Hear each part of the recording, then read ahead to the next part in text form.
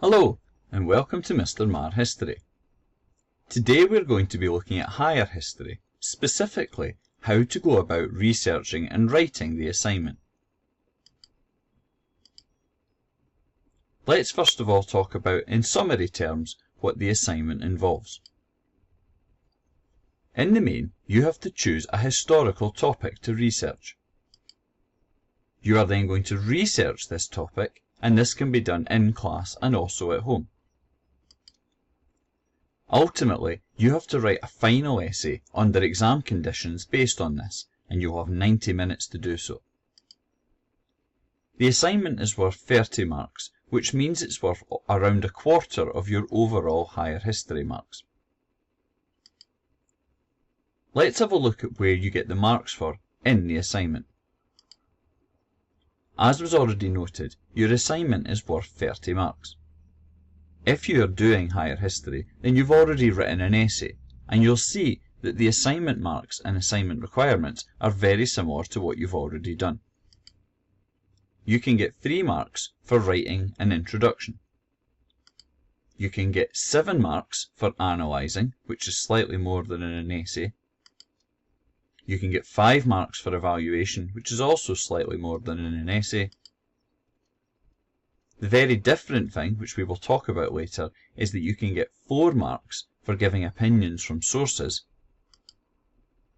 You can get 8 marks for using facts from your own knowledge. And finally, just like in an essay, you can get 3 marks for your conclusion.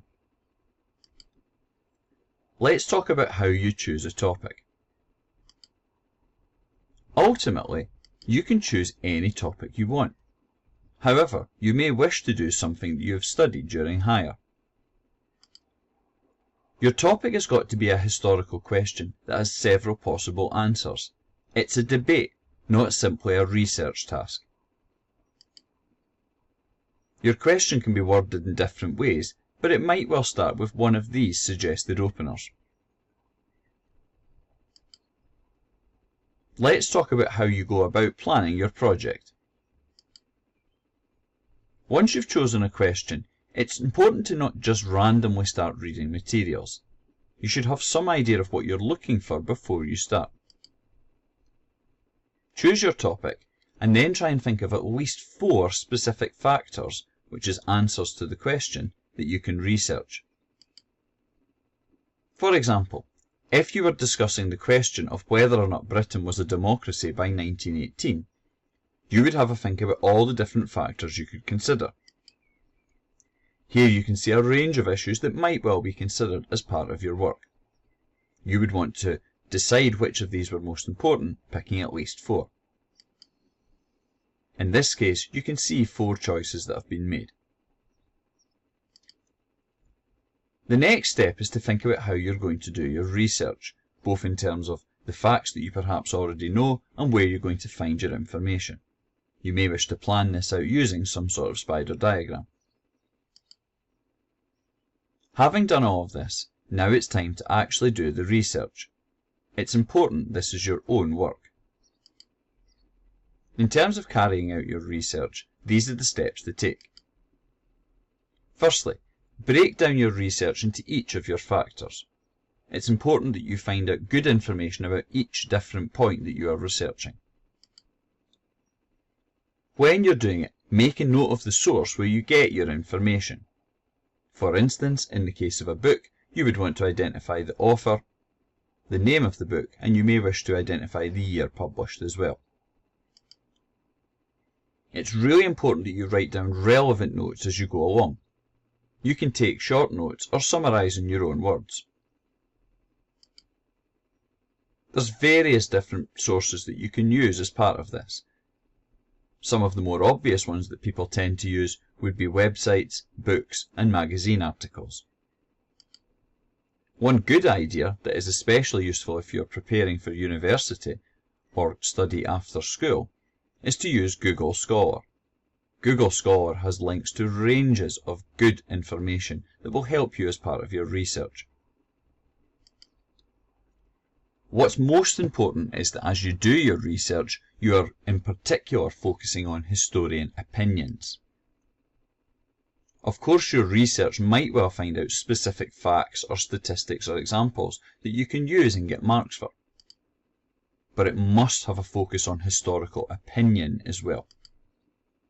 This means when a historian or a public figure gives their view on something, perhaps it being an important issue or not being important. Let's talk about then how you write the resource sheet. When it comes to writing up the final exam, you're allowed to take an A4 resource sheet into the write-up with you. This has to have a limit of 250 words for the sheet. The purpose of the resource sheet is to give the marker an idea of what you plan to do when writing the essay.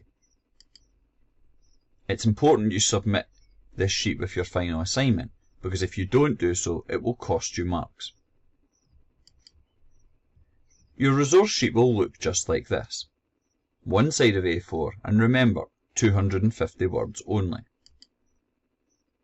Make sure you check with your teacher that your final resource sheet meets all of the required criteria. This identifies here some of the things that you can do. You might, for instance, include bullet points, you might use subheadings, you might use mind maps or colour to identify the different sections and what you plan to do when you write up your assignment. What it's important you don't do though is simply copy large sections of text, except the quotes from historians or sources, or try and find other ways to try and break the 250 words rule. When it comes to referencing, there are different types of information you should include for your sources.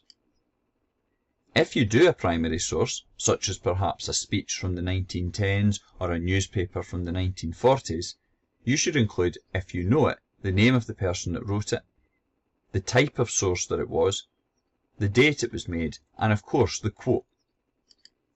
If you're using a secondary source, such as a book, you would want to include the author, the book title, and of course the quote.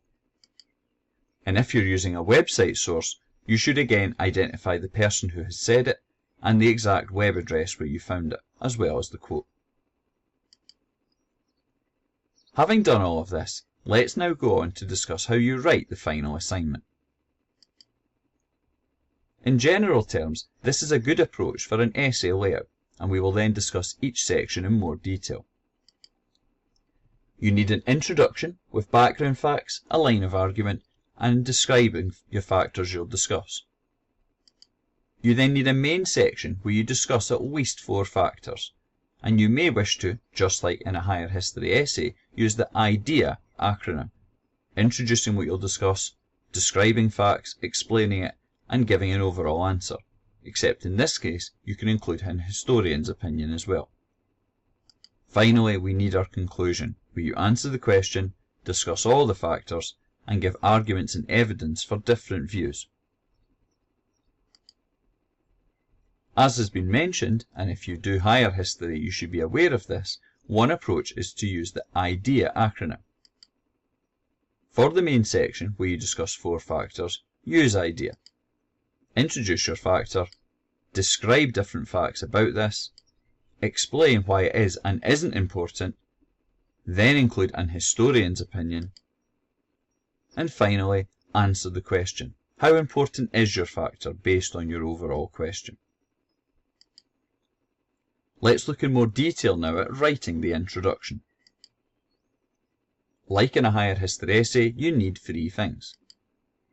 Give at least 2 background facts that describe events before the issue you're discussing.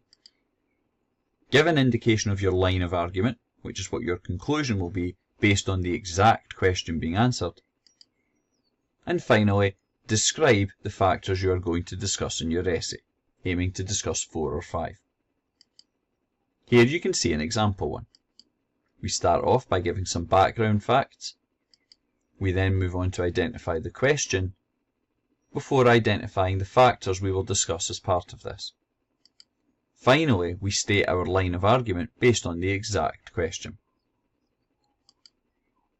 In terms of sources, this is how to get marks. Remember, you get 1 mark for each relevant piece of referenced information, and there's 4 available. For instance, James Walvin argues in his book Questioning Slavery that, and you would state the opinion. Source marks, remember, are only for opinion, not just points of knowledge. The obvious approach is to give the historian's quote and summarise as well in your own words what this shows. Remember, don't use your sources in the introduction or conclusion, or you won't be credited. Here's an example one you can see. This is something not to do. In this case, we've taken a fact from a book which is perfectly correct, but is not an opinion.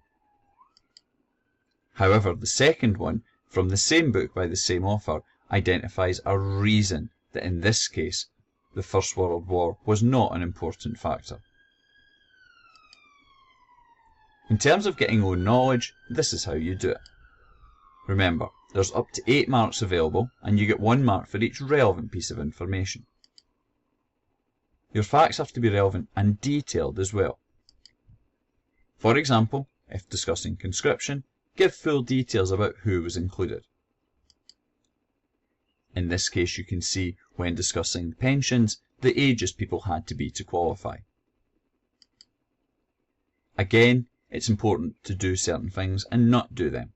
For instance, this is a perfectly correct but not particularly relevant fact in explaining why the Nazis gained power. This second point, however, gives the relevant detail which would help somebody understand why the Nazis were able to achieve power in Germany. In terms of analysis, this is how to get the marks. Remember, analysis is a debate. It's where you show that you are aware of different views and opinions on the issues. For example, you could say factor 1 is important because. You could counter this by explaining why factor 1 is not important. You could connect the different factors by showing why they have a similar factor and importance. And remember, whatever you do here, you should give some sort of evidence to justify this. Here we see an example from 1, where we explain why a factor is important. Here we see what we would call a limitation of a factor, where we give a counter-argument. This is how we go about gaining evaluation marks. Remember, this is when you make a decision on how important each factor is to the overall question. For example, you might say factor 1 is the most important factor because, and then explain why. You could explain that one factor is the least important and give a reason why. The best approach, arguably though, is to compare the factors, pointing out the reason that one factor is more important than another. If you do the first approach, you're only going to get 2 out of 5. The second approach, however, if done correctly, can get you up to 5 marks. Remember, evaluation must have evidence, and it must be new evidence as well. Here we can see an example of one type of evaluation. In this case, it's only one factor being discussed. In this one, we can see an example of 2 factors being discussed. This is a much better approach to get more marks. Finally, let's talk about writing your conclusion. Just like in a higher history essay, you must do the following. Clearly answer the exact question that is being posed. Then you should give evidence to explain why you've reached this conclusion. A good approach is to discuss each factor, comparing this to your overall line of argument. For instance, A is more important than B because, and then repeat this for factors C and D and so on. Overall, therefore, here's an example. We start off by answering clearly the exact question. We then go on to compare the relative importance of 2 factors, and we repeat this for 2 more as well. This would give us our 3 marks. So this is how you go about writing the higher history assignment. It's really that simple.